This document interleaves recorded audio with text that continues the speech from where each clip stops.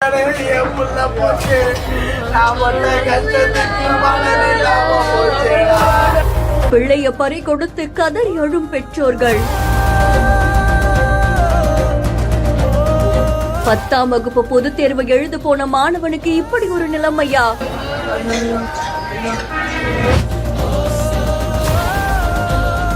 கொஞ்சம் பார்த்து பஸ்ல போயிருக்கலாமே.